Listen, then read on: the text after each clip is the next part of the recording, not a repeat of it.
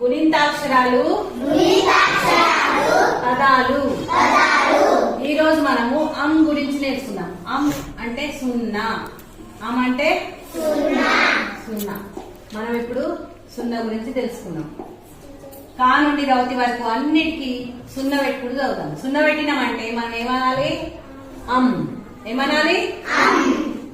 కాకు పెట్టినాం అనుకోండి కం, ఖం, గం, ఘం, చం, ఛం, జం, ఝం, టం, ఠం, డం, ధం, నం, టం, థం, దం, ధం, నం, పం, ఫం, బం, భం, హం, యం, రం, లం, వం, శం, శం, సం, హం, లం, క్షం, రం.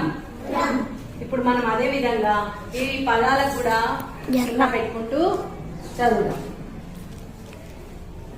కంకి, గంప, దండ, పండు, జంతువు, రంపము,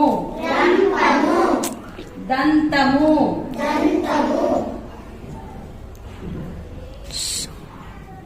సంబరము,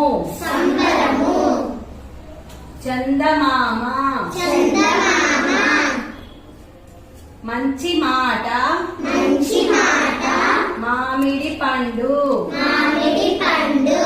హంస నడుక,